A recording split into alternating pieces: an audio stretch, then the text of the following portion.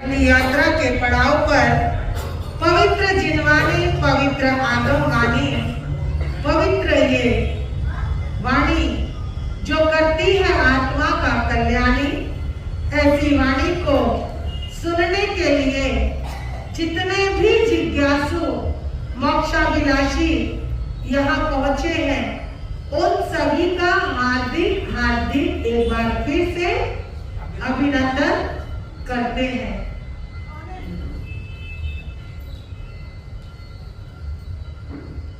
परमात्मा की वाणी का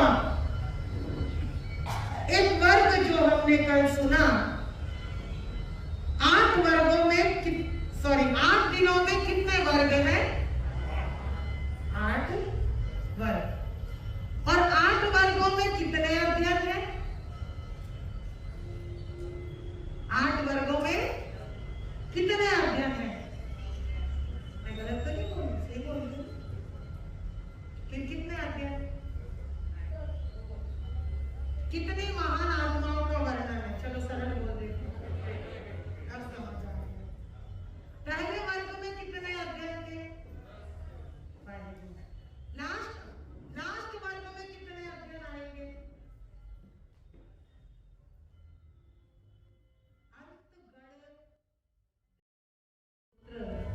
अंतगढ़ दशा सूत्र, जहां पर आत्मा की दशा बदल गई, नई दिशा मिल गई, अंत हो गया किसका? गढ़। गढ़ यानी किसको बोलते हैं? गढ़ किसको बोलते हैं? किले को, दुर्ग को, है ना? जहां कर्मों के अंत करके उत्तम दशा को जहां प्राप्त कर लिया है, ऐसे गढ़ को जिन्होंने जीत लिया है, ऐसी महान 90 आत्माओं का वर्णन है। लेकिन पहले वर्ग में कितने अध्ययन हैं? और अंतिम वर्ग में और बीच के वर्ग में, बिल्कुल सेंटर में कितने हैं? 10। कितने? 10। एक अर्थ ये भी निकलता है 10 10 10, यानी प्रथम भी 10 और मध्यम में भी 10 और लास्ट में भी 10। तो क्या हो गया? प्रथम का वर्ग के 10 अध्ययन और बीच में जो 5वां वर्ग आएगा, कौन सा? 5वां जो बिल्कुल सेंटर में आएगा, उसके भी कितने अध्ययन होंगे? 10। और लास्ट में जो वर्ग आएगा उसके भी कितने? 10। और कितने तीर्थंकरों की इसमें जो चर्चा चली है? 2 तीर्थंकर। कौन कौन से? अरिष्णेमी और ओके। अरिष्णेमी भगवान के समय की कितनी आत्माओं का वर्णन है? समझदार हो गए। और भगवान महावीर के 39 है ना? बहुत अच्छा। अब जो ये चर्चा चल रही है, ये चर्चा क्यों चलती है? पर्युषण पर्व क्यों मनाए जाते हैं? अब ये बता दो, किस लिए मनाए जाते हैं? बताएगा कोई? पर्युषण पर्व क्यों आते हैं? बोल दो जी। आत्मशुद्धि के लिए। कन्फर्म? पक्का? कह रहे आप ही बता दो, कह रहे ये भी आप ही बता दो, अपन तो बस सुनने आए हैं। और कहां तक ले जाएंगे फिर छोड़ के? तो कल क्या बोल रहे थे? पर्युषण कहां मनाना है? कहां तक मनाना है? अच्छा, तो किस लिए आए हैं पर्युषण पर्व? इसी को ही जोड़ देते हैं यहीं से। डायरेक्ट और इनडायरेक्ट अगर बोला जाए, जिसको आप आत्म शुद्धि बोलते हो, वो कहीं ना कहीं परिवार की शुद्धि भी होती है। किसकी? परिवार की, रिश्तों की, मन मुटाव की। किसकी? मन मुटाव की शुद्धि के लिए ये पर्व पर्युषण आते हैं। किस लिए आते हैं? पर्व पर्युषण आते हैं। आप देखिए, 2 बातें हैं हमारे इस जीवन से जुड़ी हुई, एक है हमसे जुड़े हुए तीर्थ। क्या है? तीर्थ। क्या है? तीर्थ। फिर चाहे वो पालीताना है, चाहे सम्मेद शिखर है, चाहे शिखर जी है, क्या है? ये सब तीर्थ है। और एक है पर्वाधिराज पर्व, पर्युषण पर्व। वो क्या है? वो क्या है? पर्व है। एक है तीर्थ और एक है पर्व। अब दोनों में डिफरेंस क्या है? बोलेगा कोई? एक है पर्व और एक है तीर्थ। आवाज आ रही है पीछे वालों को? समझ आ रहा है? एक है पर्व और एक है तीर्थ। दोनों में फर्क क्या है? कोई बोलेगा? हाथ ऊपर करो। आप बोलो ना, जल्दी से बोलो। क्या? पर्व मनाने के लिए। और तीर्थ? तीर्थ जाने के लिए। वेरी गुड, बहुत प्यारा आंसर दिया है। और इस आंसर में ही सारा आंसर है। इस आंसर में ही सारा आंसर है, सारा निचोड़ है। तीर्थ होते हैं जाने के लिए। क्या करने के लिए? जाने के लिए। तीर्थों पे हम जाते हैं, वहां पर भी कहीं ना कहीं कुछ शुद्धि, कुछ दर्शन, कुछ आत्म कल्याण के लिए हम वहां पर जाते हैं। जाते हैं ना? और पर्व हमारे घर में खुद चलकर आते हैं। तीर्थों पर जाना पड़ता है, लेकिन पर्व हमारे आंगन में खुद से आ जाते हैं। और थोड़ी सी आपको सहूलियत दे दूं, तीर्थ पर जाने के लिए क्या चाहिए? तीर्थ पर जाने के लिए क्या चाहिए? हाँ जी, पैसा चाहिए। क्या चाहिए? बिना पैसे के जाएंगे क्या? वो देखो मेरी बहन पैदल जाती है कितनी, तो और इतनी भावुक है कि वो आपकी। तीर्थ पर जाने के लिए पैसा चाहिए, समय चाहिए, संपत्ति चाहिए, और सबसे बड़ी बात सहयोग चाहिए। क्या चाहिए? सहयोग चाहिए। समय, संपत्ति और सहयोग, तीन चीजें चाहिए। समय, संपत्ति और सहयोग चाहिए। कहां जाने के लिए? तीर्थ पर जाने के लिए। कंफर्म? समय होगा तो ही जाओगे, संपत्ति होगी तो ही जाओगे, किसी का सहयोग मिलेगा तो ही जाओगे। कहां? तीर्थ पर। लेकिन पर्व पर आने के लिए ऐसा कुछ भी नहीं चाहिए। अगर चाहिए तो क्या चाहिए? समय चाहिए। समय का सही सदुपयोग चाहिए। क्या चाहिए? समय का सही सदुपयोग अगर करना है तो पर्व को मनाने के लिए सिंपल सा आना पड़ता है। उसमें कोई बहुत बड़ी संपत्ति नहीं चाहिए। तो मेरा कहने का भाव है, एक है पर्वाधिराज, एक है पर्वाधिराज, और एक है तीर्थराज, एक है तीर्थराज, और तीसरा है जो सब सर्वोपरि है। क्या है? बोलो। मंत्राधिराज। मंत्राधिराज। तीन राजों के राज में हम रहते हैं। पर्वाधिराज, मंत्राधिराज और कौन सा था? पर्वाधिराज, तीर्थाधिराज, है ना? मंत्राधिराज कौन सा है मंत्र? श्योर? कंफर्म? लॉक किया जाए? कौन कौन नवकार मंत्र पढ़ता है रोज सोते टाइम? पढ़ते हो? क्या बात है, क्या बात है। नवकार मंत्र में आस्था है? पक्का? मुझे तो नहीं लगता। नवकार मंत्र में आज आस्था डगमगा गई है बंधुओं। मैं इसलिए आज ला रही हूं ये तीन चीजें, क्योंकि हम इन तीन के राज में रहते हैं। लेकिन नवकार मंत्र में क्या है?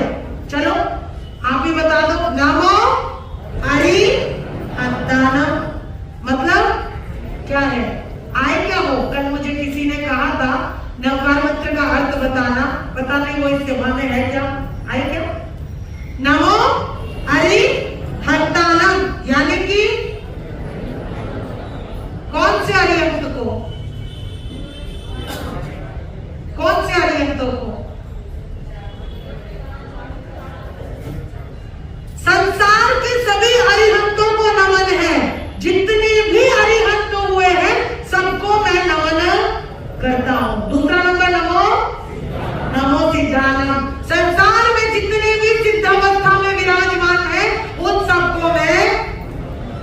करता हूँ। नमो अरियंतानम, नमो सिद्धानम, नमो आय।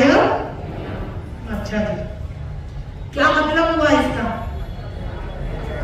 जितने भी आचार्य हुए हैं उन सबको पक्का ना?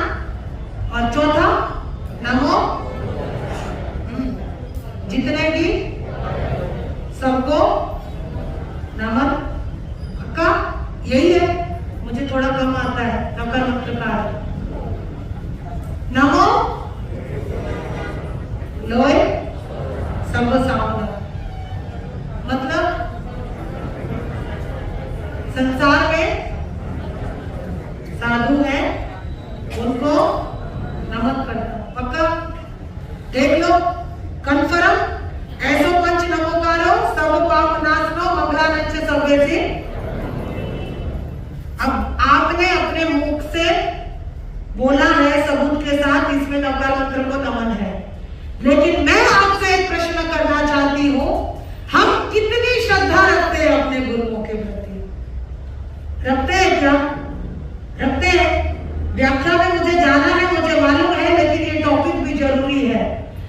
जितना हम नवकार मंत्र के अंदर पढ़ते हैं, नमो लोय सबो सामनम, नमो उपछायनम, नमो आयरियानम, नमो सिद्धानम, नमो अरियंतानम, लेकिन बंधुओं, आज मुझे बड़े दुख के साथ कहना पड़ रहा है, एक पीड़ा के साथ कहना पड़ रहा है, हम अपने संतों के ऊपर तो छोड़ो, हम अपने धर्म पर भी विश्वास नहीं करते, हम अपने संतों पर भरोसा नहीं करते, हम अपने गुरुओं पर भरोसा नहीं करते। यदि आज हम भरोसा करते तो आज हमारा जैन धर्म कहीं से कहीं पहुंच गया होता, आज हमारी जिनवाणी कहीं से कहीं पहुंच गई होती, आज हमारे आंखों की वाणी कहीं से कहीं पहुंच गई। यहाँ डगमगा नहीं है नैया। कहाँ हम कहते हैं नवकार मंत्र पर श्रद्धा है? हमें अपने सदगुरुओं पर श्रद्धा है ही नहीं, वहां कुछ भी नहीं है, सिर्फ नमन किया गया है अपने संतों को, अपने हरिभक्तों को, लेकिन वहां पर वो श्रद्धा देखने को मिलती है क्या? नहीं मिलती। क्यों नहीं मिलती? क्योंकि आज हम इतने घबरा गए हैं, अपने ही धर्म के पीछे से हम पीछे होते जा रहे हैं, कायर होते जा रहे हैं।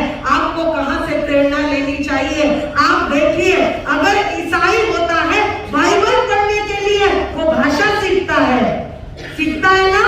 सिख है अपनी वाणी पढ़ने के लिए, वो भाषा सीखता है। अगर ज्ञानेश्वरी है, ज्ञानेश्वरी को पढ़ने के लिए मराठी सीखी जाती है, हिंदी है, मुस्लिम है, सिख है, ईसाई है, सब अपने धर्म की किताब पढ़ने के लिए उर्दू भी सीखते हैं, मराठी भी सीखते हैं, लेकिन हमारा जैन धर्म अपनी वाणी को सुनने के लिए प्राकृत क्यों नहीं सीखता है?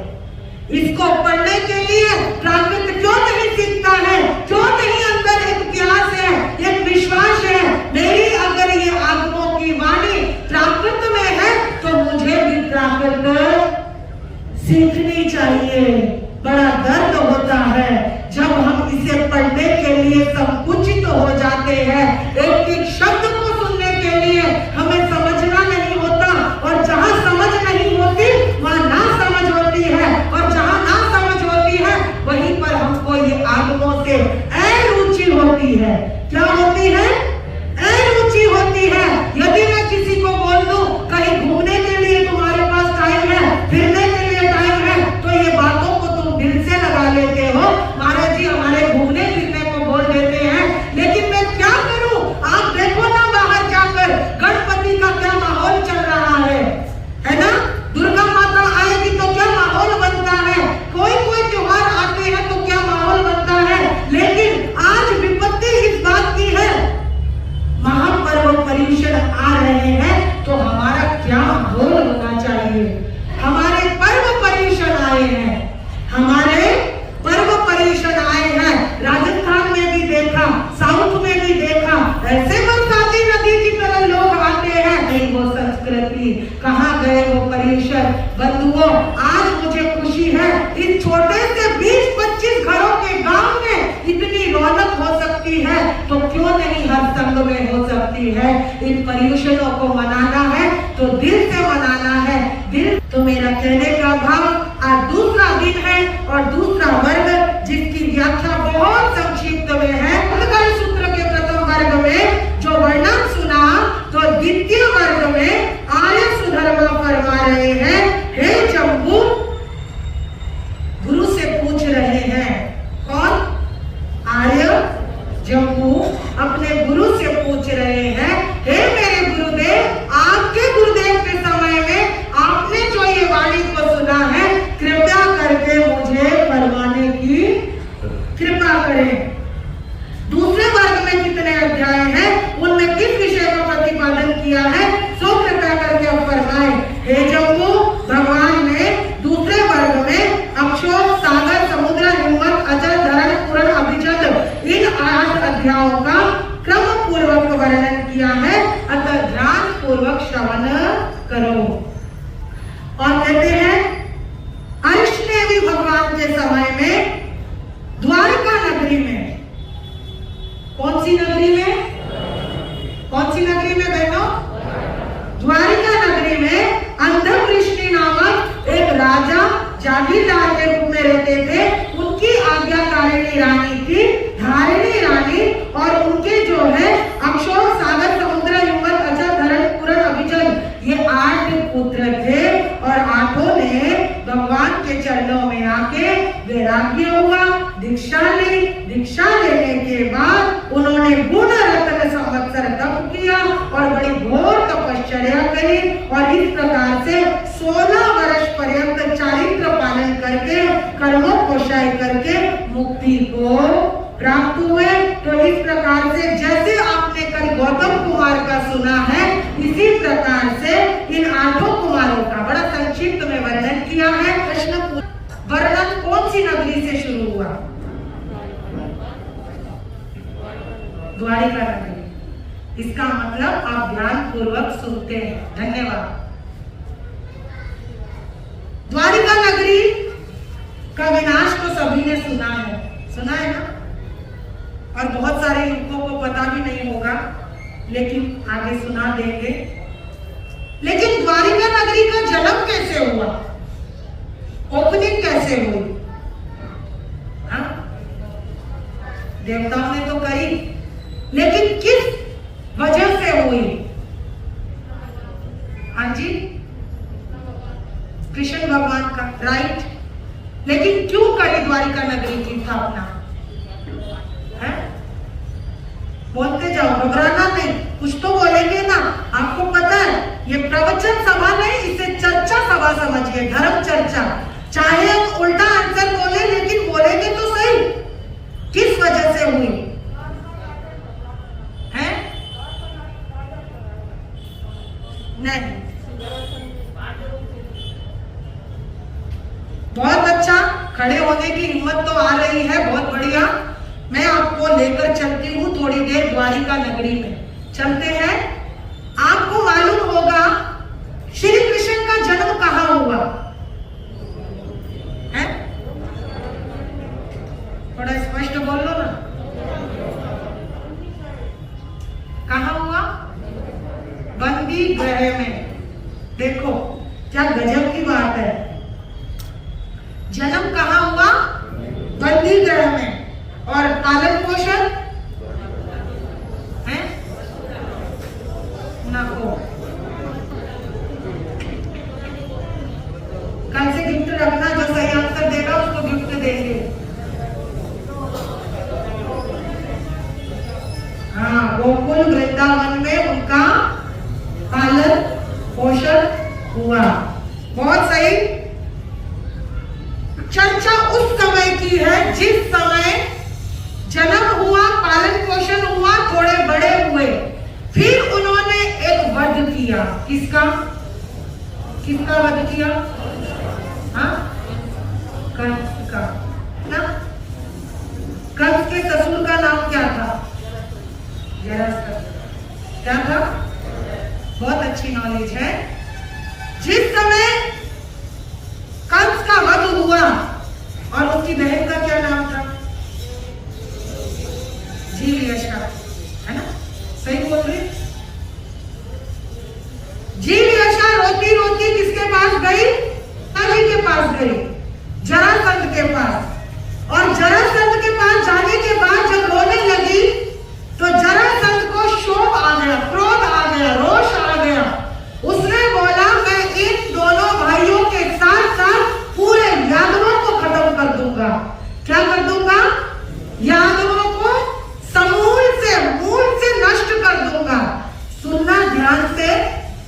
द्वारिका का उद्घाटन कैसे हुआ, द्वारिका की स्थापना कैसे हुई।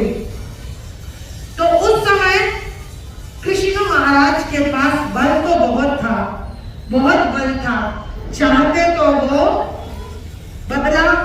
बदले में सब कुछ कर सकते थे। लेकिन उस समय कहते हैं कृष्ण महाराज ने निर्णय लिया कि अभी हमारा समय युद्ध का नहीं है। जो विवेकवान होते हैं, जो बुद्धिमान होते हैं, जो नीतिवान होते हैं, वो नीति से कार्य करते हैं, अनीति से कार्य नहीं करते। उन्होंने सोचा बिना मतलब हमारी जो है सेना है, हमारे यादव है, हमारे रिश्तेदार है, हमारे घर परिवार वाले हैं, सभी के सभी मारे जाएंगे। तो हम क्या करते हैं, यहाँ से चले जाते हैं। क्या करते हैं, चले जाते हैं। लेकिन अब जाए कहाँ, जाए तो जाए कहाँ, जहां जाएंगे वहीं पर ये लोग पहुंच जाएंगे। उस समय कहते हैं एक भविष्यवाणी हुई थी और उसी समय श्री कृष्ण की शादी हुई थी। किसके साथ, किसके साथ, सत्यभामा के साथ। किसके साथ, याद रखना, लिख लेना, किसके साथ शादी हुई थी, कल भी पूछ सकती हूँ। सत्यभामा के साथ शादी हुई थी और उस समय घोषणा हुई, भविष्यवाणी हुई कि जहां पर सत्यभामा के बच्चों का जन्म होगा वहीं पर तुम अपना जगह को बना लेना। जहां पर सत्यभामा के बच्चों का जन्म होगा उसी स्थान पर आप अपना महल बना लेना, वहीं पर आप अपना नगर बसा लेना। और काफिला चल पड़ा बंधुओं, काफिला चल पड़ा, संपूर्ण यादव चल पड़े। आपको पता है उस समय कितने यादव थे, कितने यादव थे, बोलो जी, है कोई तो बोला, 56 करोड़ यादव थे। कितने, 56 करोड़ यादव थे। सभी के सभी एक कृष्ण महाराज के इशारे पर चल पड़े। ना दिन देखा, ना रात देखी, ना भूख देखी, ना प्यास देखी। सभी यादवों का वो बड़ा काफिला जिस समय चल पड़ा है, चलते चलते जा रहे हैं, ना कुछ पता है ना कहता है, चलते जा रहे हैं। एक सुगम यात्रा जब चल पड़ी है, आपको पता है एक समय ऐसा आया, एक रात, एक उस आशियाने में वो जो लगाते थे ना, क्या बोलते हैं उसको, मंडप है ना, उसके अंदर सत्यभामा ने पुत्रों को जन्म दिया। कितने पुत्रों को, 2 पुत्रों को उस रात जन्म दिया। और कहते हैं उसी जगह पर शुरुआत हो गई वहां पर बसने की, अपना घर बनाने की। जैसे ही सत्यभामा ने 2 पुत्रों को जन्म दिया और वहां पर फिर श्री कृष्ण महाराज ने निर्णय लिया मुझे यहीं पे ये नगरी बसानी है। और फिर उन्होंने एक देवता बुलाया। कौन सा, कौन सा देवता बुलाया, कुबेर, जिनको वैश्रवण देव बोलते हैं। कुबेर तो बोलते ही हैं, लेकिन आगमों में वैश्रवण देव भी बोला जाता है। और वैसे तो वो क्या कहते हैं, कुबेर यानी सोने के, जिनके पास अंबार है, जो राजा है, लेकिन देवता है, लेकिन उनके पास एक कला और भी है। कौन सी कला है, कौन सी कला है? तुम घर बनाते हो तो किसको बुलाते हो, किसको बुलाते हो? अब भेजी नहीं दिखाई देते।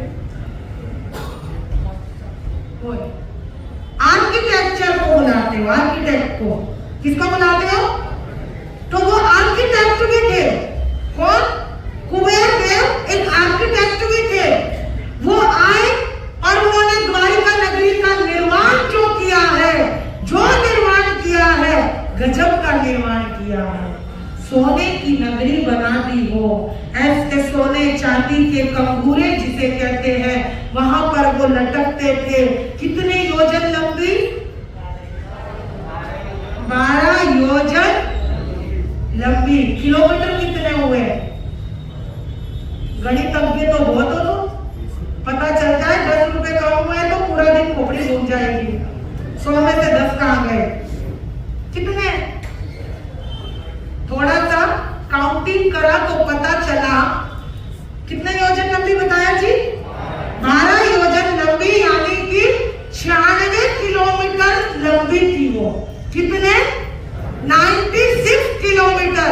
याद रखना युग को, तुम्हारी वजह से ही ये रिपीट कर रहे हैं। कितने किलोमीटर लंबी?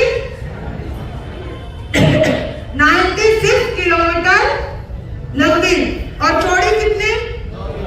9 योजन चौड़ी, यानी कि कितनी चौड़ी? 72 किलोमीटर चौड़ी। कितनी? 72 किलोमीटर चौड़ी और 96 किलोमीटर लंबी। एक बात आई मेरे मन में, एक थोड़ा सा जिज्ञासा है, ठीक है, वो जिज्ञासा तो देव गुरु हरिभक्ति जानते हैं, हम तो नहीं जानते, लेकिन कभी भी कोई चातुर्मास होता था तो गोचरी को तो जाते ही होंगे ना। ऊंच नीच मध्यम कुलों में जाते थे, तो भगवान जानते हैं, वीतराग जानते हैं कि उस समय उस नगरी में कितने घरों का आधार रखा जाता होगा। हम कोस करते हैं ना, इतने कोस में जाते हैं, तो वो तो एक ही नगरी है। और कहते हैं नगरी में जहां पर चुंगी यानी आज की भाषा में पुलिस चौकी है ना, पुलिस चौकी नहीं होती मुझे लगता है, जहां पर देश वो राज्य की सीमा समाप्त होती है, राज्य की सीमा समाप्त होती है, वहां तक हम जा सकते हैं। और आपको एक बात और क्लियरिफिकेशन कर दूं, यदि मैंने पहले दिन अपने मन में इतना आगाह रख लिया है कि मैं इतने किलोमीटर तक जाऊंगी, किसी कारणवश आपसे शेयर नहीं कर पाए, संघ से भी शेयर कर सकते हैं, लेकिन अगर मन में आगाह रख दिया है इतने कोस तक, इतने किलोमीटर तक जाऊंगी, इतने मुनि तक, इतने आचार्य तक जाएंगे, तो फिर हम वहां तक जा सकते हैं, है ना। क्योंकि हमको क्या है, हमको नॉलेज नहीं होती। और हम कहते, एक भाई आया मेरे पास महावीर प्रतिष्ठान में, आप कातरज गए थे? हाँ जी गए थे। चतुर्मास में चलता है? मैं कहा पहले बैठ जा, पहले सुन ले, उसके बाद आगे बोलना। पहली बात आगाह, दूसरी बात व्यवहार। कौन सा व्यवहार? कौन सा व्यवहार? संघ का व्यवहार। यदि संघ आपको अनुमति देता है तो संघ से बढ़कर कुछ भी नहीं है। हमारे महावीर प्रतिष्ठान के संघ ने हमको अनुमति दी है और हम जा रहे हैं। और वैसे तो 7-8 किलोमीटर कुछ होता ही नहीं है, 14 किलोमीटर तक का कल मैंने वर्णन पढ़ा था, और ये तो 96 किलोमीटर की चर्चा आ गई। कितने किलोमीटर? 96 किलोमीटर की चर्चा आ गई है। तो भगवान जानते हैं कि वो गोचरी पानी का अभी मुझे पूर्ण रूप से मालूम तो नहीं है, लेकिन इसके डीपली जाऊंगी तो पता चलेगा कि वो गोचरी के लिए कितने किलोमीटर तक चलता था। वैसे तो वो नगरी की नगरी में है, राज्य की सीमा से बाहर नहीं जाना, तो इसका मतलब कहीं ना कहीं वो गोचरी को वहां पर पधारते ही थे। तो यहाँ पर बोला 96 किलोमीटर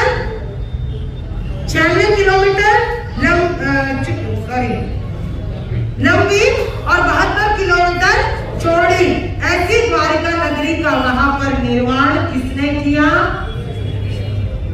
कुबेर देवता ने किया।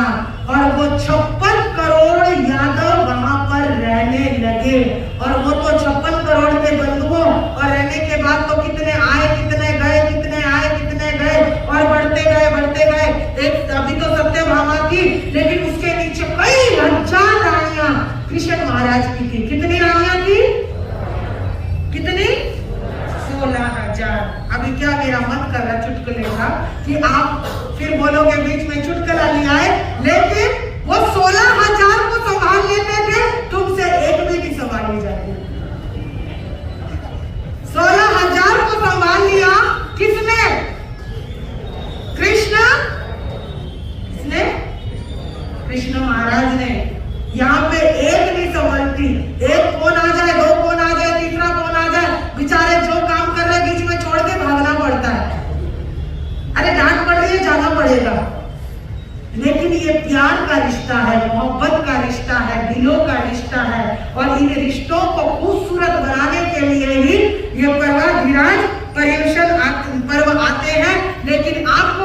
गई थी, नहीं ये द्वारिका नगरी क्या थी, ये द्वारिका नगरी की ओपनिंग करने के लिए, इस द्वारिका नगरी की उद्घाटन करने के लिए आप भी बुलाते हो ना किसी को, जैसे घर की ओपनिंग होगी कोई ना कोई बड़ा राजा, नेता, अधिकारी या रिश्तेदार बुलाते हो, ऐसे ही कृष्ण महाराज ने उसकी ओपनिंग करने मात्र के लिए किसको बुलाया था मालूम है? लिख लेना, देवलोक से शकेंद्र को बुलाया था, देवलोक से शकेंद्र को बुलाया था। देवता आए थे द्वारिका नगरी की ओपनिंग करने के लिए। आप ये देखिए तो सही कि वो कितनी ताकत थी उस वासुदेव श्री कृष्ण के पास, लेकिन उन्होंने वहां पर चाहते तो बदला ले सकते थे, लेकिन नीतिवान थे, सब कुछ तैयारी करी, फिर जाकर जरासंध का वध किया। और जिस समय जरासंध ने उनके ऊपर, प्रतिवासुदेव थे ना, प्रतिवासुदेव होते हैं कौन? जरासंध। प्रतिवासुदेव ने अपना क्या छोड़ दिया? चक्र छोड़ दिया। किसके ऊपर? कृष्ण महाराज के ऊपर। लेकिन जिस समय युद्ध के क्षेत्र में वो चक्र चला कृष्ण महाराज के ऊपर, और वो कहते हैं वो चक्र जो गर्दन काटने गया था ना, उसने गर्दन नहीं काटी, उसने उस महान पुण्य श्री कृष्ण की 3 बार अधिक्षिणा प्रदक्षिणा करी, और जैसे ही ऐसे उंगली करी, कृष्ण महाराज ने वो चक्र जो उनकी उंगली पर आकर थम गया। किसका चक्र था वो? जरासंध का। प्रतिवासुदेव का चक्र किसके पास आ गया? वासुदेव के पास आ गया। और वो चक्र जो है ना, देवताओं की आज्ञा से चलता है, और उस समय कृष्ण महाराज ने उस चक्र को आज्ञा दी, जिसने मुझे मारने के लिए भेजा है उसी के पास तुम दोबारा जाओ और उसको पूर्ण कर दो। तो कहते हैं आगमकार, इस तरीके से वो द्वारिका नगरी बड़ी गजब की नगरी थी, बहुत सुंदर नगरी थी, और वहां पर श्री कृष्ण महाराज के ही राज्य में अनेकों दीक्षाओं की शुरुआत हो गई है। और आगे वर्णन आया कि किस तरीके से वो तीसरे वर्ग का वर्णन हमें थोड़ा सा सुन लेना चाहिए, क्योंकि फिर हमारे पास अभी 20 मिनट बाकी है। तो तृतीय वर्ग जो है आगे क्या फरमाते हैं? तृतीय वर्ग में कहा कि हाँ जी, दूसरे वर्ग का आपने, दूसरे वर्ग में कितने अध्ययन है? 8 अध्ययन है। कितने अध्ययन है? लिखते जाना, 10 और 8 कितने हो गए? 18 अध्ययनों का वर्णन सुन लिया है। तो तीसरे वर्ग में, दूसरे वर्ग का आपने सुनाया, तीसरे वर्ग में आप कहने का वर्णन फरमावे। तीसरे वर्ग में 13 अध्ययन है, उनमें अणीय सेन, अनंत सेन, अहित सेन, अनहित रिपु, देव सेन, शत्रुसेन, सारण, गज सुकुमार, सुमुख, दुर्मुख, कूपक, दारुक, अनादृष्टि, इन 13 कुमारों का वर्णन है। कितने अध्ययन का? 13 अध्ययन है। अभी 18 हो गए, अब 13 आगे आ गए हैं। तो 13 अध्ययन में प्रथम अध्ययन का क्या तात्पर्य है, कृपा करके फरमावे। तो हे जम्मू, अरहत अरिष्टनेमी भगवान के समय बद्रीपुर नगरी नामक एक अटूट संपत्ति की गुण गरिमा से सुशोभित था। वहां पर श्रीवन नाम का एक सुंदर उद्यान था। बद्रीपुर नगरी में राजा जिन शत्रु राज्य करते थे, नाग नामक एक समृद्धिशाली गाथापति रहता था। वो अटूट लक्ष्मी का स्वामी था और सुनसा नाम की उनकी धर्म पत्नी थी। और इस तरीके से नाग नामक गाथापति के पुत्र का नाम अनिय सेन था, और वो जो था बहुत ही सुंदर तरीके से उसका 5 धाए, यानी कि जो आज आप रखते हो ना, क्या रखते हो बच्चों को पालन पोषण के लिए, ऐसे ही वहां पर 5 धाए रखी और उनको पाला पोसा, बड़ा किया, और बड़ा होने के बाद उनका 32 कन्याओं के साथ विवाह कर दिया। और 32 कन्याओं में 1-1 करोड़ सोने का दहेज प्राप्त हुआ। इस तरीके से अनिय सेन भी बहुत सुंदर तरीके से जीवन बिता रहे थे। लेकिन एक समय ऐसा आया कि अरहत अरिष्टनेमी भगवान पधारे और वहां पर जनता बरसाती नदी की तरफ पहुंची, और अनिय सेन भी पहुंच गए। और उन्होंने देखा, भगवान ने फरमाया, जीव अजीव पुण्य पाप को जब समझाया तो उन्होंने भी भगवान के चरणों में दीक्षा ले ली। और दीक्षा लेने के पश्चात 20 वर्ष तक चारित्र पालन किया और अंतिम समय में मोक्ष पद को प्राप्त किया। इस तरीके से तीसरे वर्ग के प्रथम अध्ययन में यही वर्णन किया है। आगे फरमाया कि जिस प्रकार से अणीय सेन का वर्णन हुआ है उसी प्रकार से अनंत सेन, अजित सेन, अनहित रिपु सेन, देवसेन, शत्रुसेन 5 कुमारों ने भी दीक्षा धारण करी और उन्होंने भी आत्मा का कल्याण किया। बहुत संक्षेप में वर्णन है। इस आगे बताया कि उसी नाग गाथापति के सुपुत्र छेहों कुमार भद्रीपुर के नामक गाथापति के सुपुत्र थे और सहोदर भ्राता थे। इनकी भी धूमधाम से 32 कन्याओं के साथ शादी हुई और 32 करोड़ का दहेज प्राप्त हुआ और इस तरीके से सब कुमारों ने दीक्षा ग्रहण करी। 14 वर्ष चारित्र पालन करके 1 मास का संसार आया और मुक्त हो गए। ये 6 अध्याय पूरे हुए। हे जम्मू, चौथे आर्य में द्वारिका नगरी थी। उसमें राजा वसुदेव अपनी रानी धारिणी सहित राज्य करते थे। एक दिन रानी को शुभ स्वप्न आया और उस स्वप्न के कुछ काल पश्चात ही राजा वसुदेव के घर में रानी धारिणी की कोख से एक पुत्र उत्पत्ति हुई और उस कुमार का नाम सारण रखा गया और 50 कन्याओं के साथ उसका भी विवाह हुआ।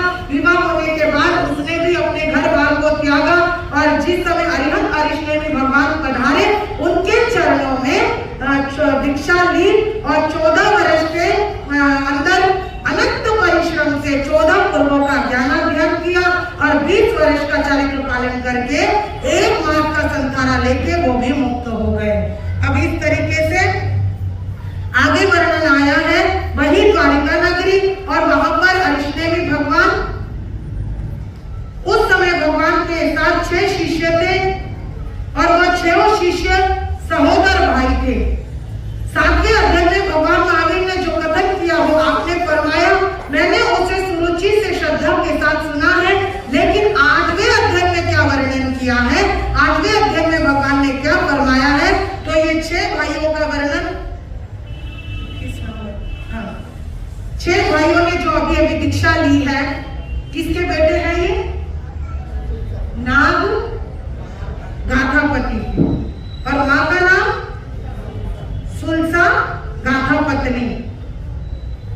और इस तरीके से दीक्षा ली और दीक्षा लेने के पश्चात 6 सहोदर भाई, भगवान के 6 शिष्य थे।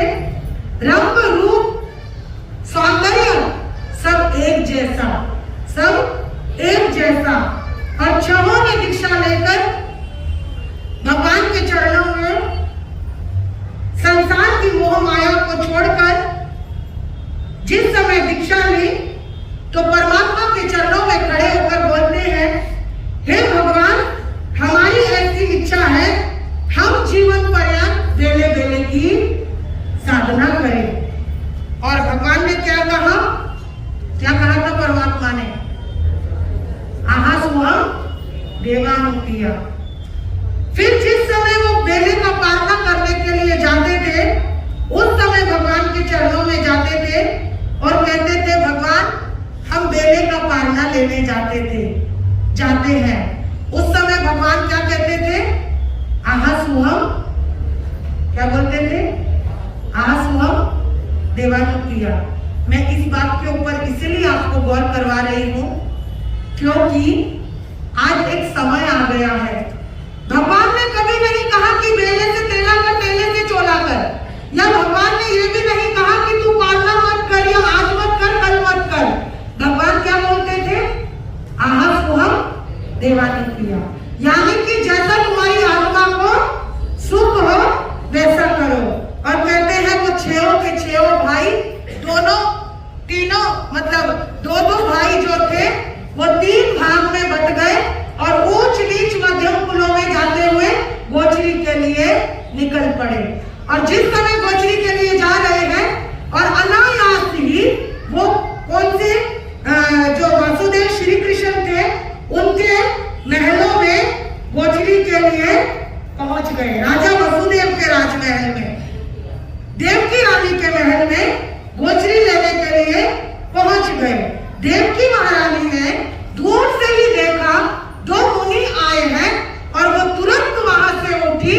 उठने के बाद दोनों हाथ जोड़कर अदीक्षिणा प्रदीक्षिणा करते हुए त्रिकुटों के वन भाव से अत्यंत प्रफुल्लित होकर मेरी बातों को थोड़ा ध्यान से सुनना, मैं कहां बोल रही हूं। अत्यंत प्रफुल्लित होकर क्या करने गई? वंदन करने गई। और किस लिए आए थे वो साधु? है ना, आए थे ना। उन बातों को दिल में उतारो कि जिस समय महारानी देव की उठती है, गजब की फुर्ती से जाती है। ऐसे नहीं इधर उधर देखा कोई सेवक आएगा सेविका आएगी तो जाऊंगी, तुरंत उठी फुर्ती से गुरुदेव के चरणों में, दोनों मुनियों के चरणों में भावपूर्वक वंदना करती है और कहती है आज मेरा दिन धन्य हो गया। मेरे महलों में कौन पधारे हैं? संत। किस लिए पधारे हैं? गोचरी के लिए। तुम भाव गाते हो क्या? कोई संत हमारे घर में आए गाते हो? क्यों मजाक करते हो मेरे? उस समय मुनियों के लिए गोचरी में क्या बह रहा हूं ये भाव नहीं आया। वहां पर मोदक तैयार करे हुए रखे थे। किसके लिए? किसके लिए रखे थे वो मोदक? जिन्हें श्री कृष्ण महाराज खाते थे। और वो मोदक ऐसे थे सिंह केसर मोदक, जिनको कभी बनाने की विधि सुनाऊंगी समय आया तो, कि वो कैसे तैयार होते थे। और वो मोदकों को लेकर वहां पर थाल भरे हुए रखे थे और वो देव की माता ने वो मोदक उठाए और क्या करे? बहरा दिए। मुनि हंसते हुए मुस्कुराते हुए दया पालो बोलते हुए चले गए। कुछ ही समय बीता, फिर दो मुनि आए, वो भी सेम वही रूप वही रंग और वो भी गोचरी ली और वो भी चले गए। वही श्रद्धा वही भाव वही प्रेम के साथ गोचरी बहराई। फिर तीसरा सिंह आया, तीसरा ग्रुप आया, फिर वही गोचरी बहराई। और लेकिन मन में एक भाव आया, जिज्ञासा आई, संशय नहीं आया, डाउट नहीं आया, जिज्ञासा आई। संशय और जिज्ञासा में फर्क होता है। एक बात याद रखना, जिज्ञासा तो हमारी बातों को पूर्ण करती है, जो डाउट होता है वो खराब होता है। तो उस समय उसने कहा, बड़ी ही धीमी सी आवाज में प्रेम से प्यार से बोलने लगी, हे गुरुदेव, हे मुनिराज, मेरे भावों में एक भाव आया है, आप थोड़ा बुरा ना मानिएगा। बस इतनी सी एक जिज्ञासा है। ये जो देवनगर द्वारिका नगरी है, देवों के द्वारा बसाई गई है, इसको कितने मेहनत से जो श्री कृष्ण ने बसाया है। यहाँ पर तो बहुत सारे श्रेष्ठी रहते हैं, बहुत सारे ऊंच नीच मध्यम कुल के घर हैं। मुझे बस इतनी सी आपसे जानकारी लेनी है। वो भी इसलिए पूछ रही थी, अगर कोई गड़बड़ी हुई है तो मैं उसको सुधार दूं। क्या कर दूं? सुधार दूं। मेरे संत अगर किसी के घर से खाली गए हैं तो उसको सुधारना काम मेरा है। तो मैं ये पूछना चाहती हूँ, क्या आपको गोचरी नहीं मिली क्या? मुनि मुस्कुराए, बोले, माता ऐसा नहीं है, जो पहले आए थे वो हम नहीं थे, जो उससे पहले आए थे वो भी हम नहीं थे, जो हम आए हैं वो जो पहले आए वो नहीं थे। मतलब ये कि हम 6 भाई हैं और 6 ही साधु बन गए हैं और तुलसा माता के हम पुत्र हैं। हम एक जैसे दिखते हैं लेकिन हम एक ही जगह नहीं आए। ये बाई चांस अनायास ही हुआ ऐसा है कि हम एक ही जगह पहुंच गए हैं। तो इस तरीके से हम जो है हम अलग अलग हैं। तो अब वो जो थे बोला और चले गए, लेकिन देव की जो माता थी ना, उसका जो था दिमाग घूम गया और मन में सोचने लगी कि कमाल है, ये 6 भाई एक जैसे दिखते हैं, लेकिन वो विकल्प जो उत्तर दिमाग में आया कि मुझे भी अति मुक्त मुनि ने कहा था, तू भी नलकुबेर समाज के पुत्रों को एक जैसे 8 पुत्रों को जन्म देगी और भरत क्षेत्र में दूसरी माता ऐसी कोई नहीं होगी जो एक जैसे पुत्रों को जन्म देगी। तो ये क्या बात हुई? संतों की बात तो मिथ्या नहीं होती, तो ये मिथ्या कैसे हो गई है? और मैं क्या करूं? मैं ऐसा क्या करूं जिससे मेरी जो प्रॉब्लम है सॉल्व हो जाए? मैं आर्त ध्यान में चली गई, वो जो थी ना, अब आर्त ध्यान में जो दुख में चली गई। मैं कैसे इस बात को पता लगाऊं? ये बच्चे कैसे आए? और मेरे ऐसे भगवान की वाणी, उस संत की वाणी मिथ्या कैसे हो गई? और कहते हैं उस समय उनके मन में एक भाव आया, क्यों ना मैं अरिष्ट में भगवान के पास जाऊं और उनसे पूछूं कि ये बच्चे कैसे हैं, और मेरे बच्चों को जो मुझे जन्म देना था, और मुझे अतिमुक्त मुनि ने कहा था कि संसार भर क्षेत्र में तू ही एक ऐसी होगी जो एक जैसे सुंदर रूपवान और बच्चों को जन्म देगी, तो फिर ये ऐसा अनायास ही कैसे हुआ है। और कहते हैं कि वो देवकी माता चल पड़ी है और कल पहुंचेंगी परमात्मा के चरणों में, और किस तरीके से उनके बातों में से वो बातें पूछेंगी, अपना संशय का निवारण करेंगी, जिज्ञासा को खत्म करेंगी और आ जाएंगी। तो आगे कैसे चर्चा चलेगी ये हम जानेंगे, कल जानेंगे। कल कौन सा दिन है? तीसरा दिन है, और कौन सा वर्ग है? तीसरा ही वर्ग है। तो इस तरीके से ये पवित्र जिनवानी हम सुन रहे हैं और बहुत ही प्यार से सुन रहे हैं। और ये आज कौन सी नगरी का वर्णन आया है? किसने बसाई थी? कुबेर ने। और एक बात क्लियर कर दूं, जहां ये धरती थी ना, वो सौराष्ट्र में गुजरात की धरती थी।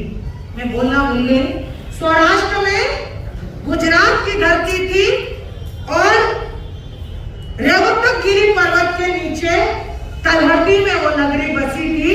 रेवतगिरी पर्वत की तलहटी में वो पर्वत जिसको आज आप गिरनार पर्वत के नाम से जानते हैं। कौन से पर्वत के? गिरनार पर्वत के नाम से जानते हैं। वहीं पे उन बच्चों का जन्म हुआ था और वहीं पर वो शुरुआत हुई थी द्वारिका नगरी की। तो इस तरीके से आज ये तीसरा दिन और तीसरा वर्ग, एक जम्बू स्वामी जी की भी चर्चा आती है। और क्योंकि हर बात में हमारे साथ कौन है, इसका आगम के जो पहले सूत्रधार है वो कौन है? पहले सूत्रधार कौन है आगम के? हाँ, सुधर्मा स्वामी, वेरी गुड। और दूसरे जम्बू स्वामी। और समय हुआ तो हम उनकी कथा में भी जाएंगे कि वो कैसे संत बने, 16 वर्ष की आयु में कैसे एक जवान दीक्षा ले लेता है। समय मिला तो कल जरूर चर्चा लेंगे। लेकिन आज जो विषय है उसे मैं शुरू करती हूं। आज कौन सा विषय है? माता पिता पर निष्ठा।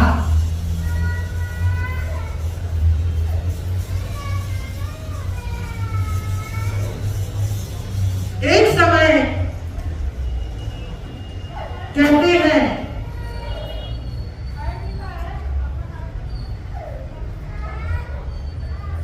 कोई बात नहीं अच्छा।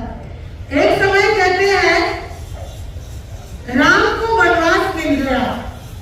राम को वनवास मिल गया। किसने दिया? माता कैकेयी ने दिया।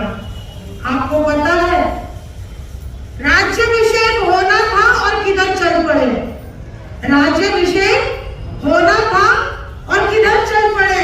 सिर्फ एक अपने माता की बात को रखने के लिए जंगलों की तरफ बढ़ गए। कौन? राम।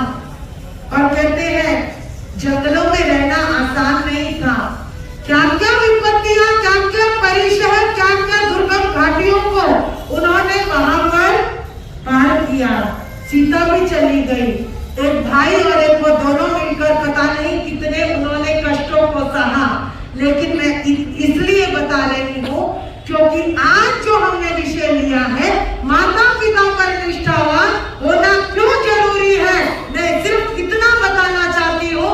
जंगलों में जो कांटों के बीच में गुजर रहा था, वो राम जो था ना, वहां पर उसने उफ तक भी नहीं करी। कहीं पर भी मां के प्रति रोष नहीं आया, पिता के प्रति रोष नहीं आया। क्या बात है, हमको जंगलों में भेजकर खुद मौज कर रहे हैं, हमको जंगलों में भेजकर खुद मौज कर रहे हैं। वहां पर तो वो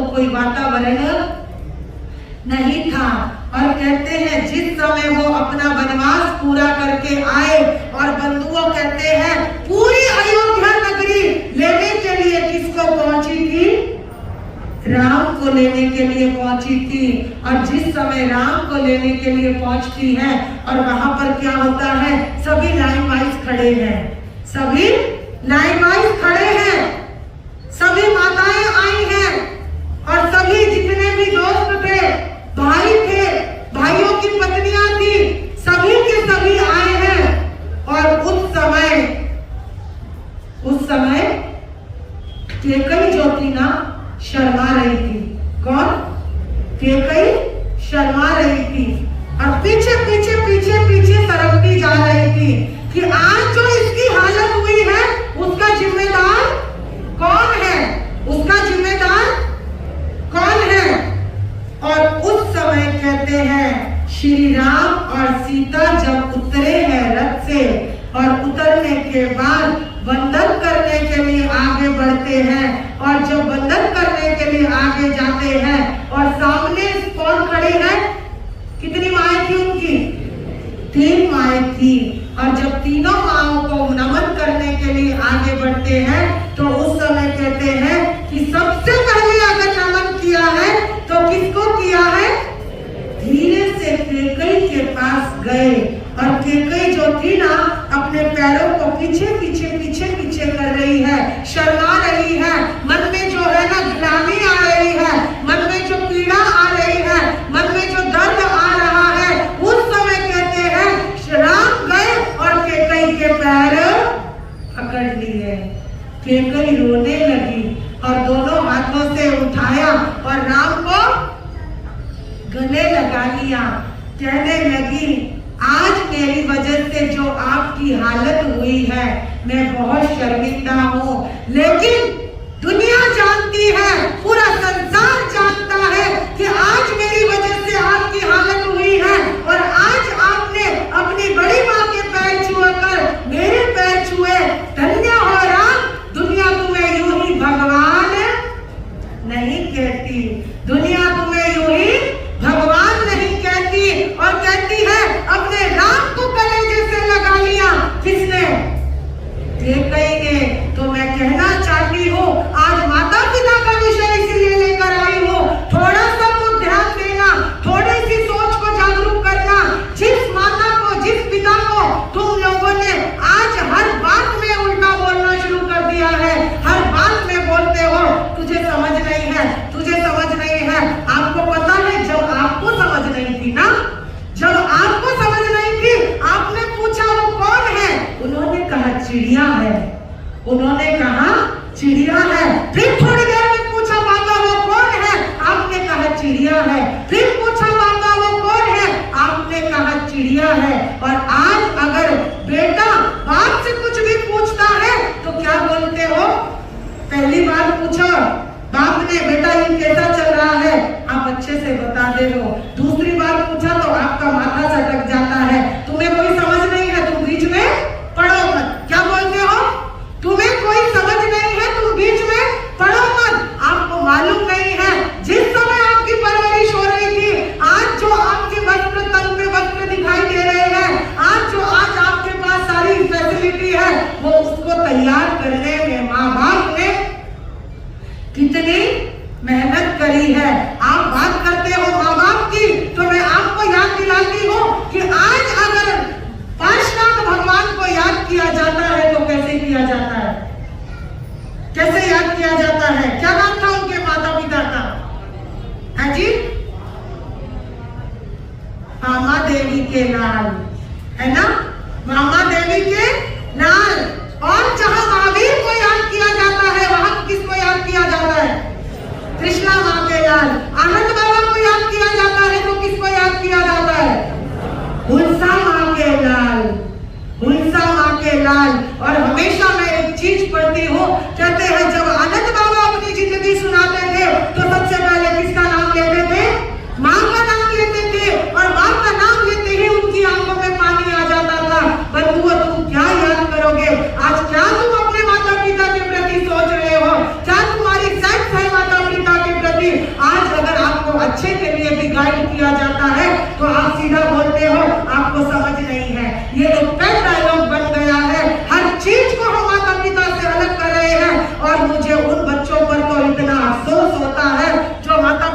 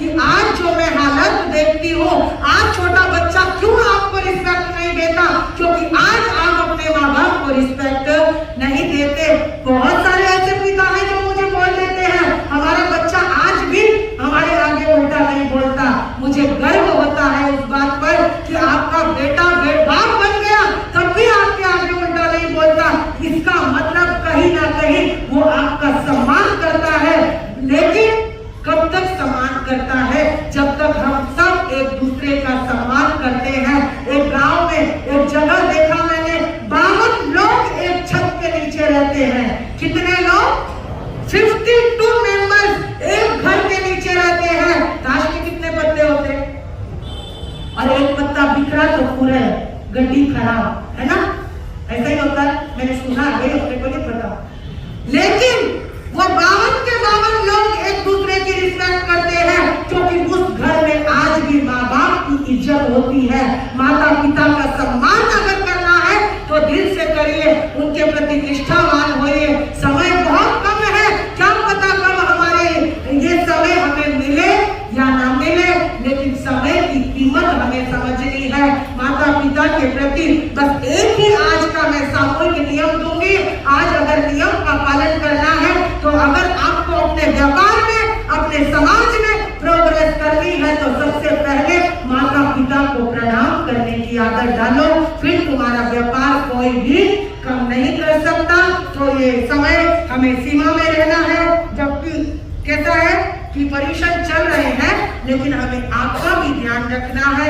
विषय को जितना भी बढ़ाती जाऊंगी, अभी बहुत समय है, घूम के अभी 3 को जाएंगे, फिर दोबारा आ जाएंगे, फिर दोबारा आपको सुनाएंगे। और मुझे तो मालूम है कि बहुत सारे लोग बड़गांव डायरी भी रोज आने वाले हैं, तो ये सिलसिला हमारा अभी चलता रहेगा।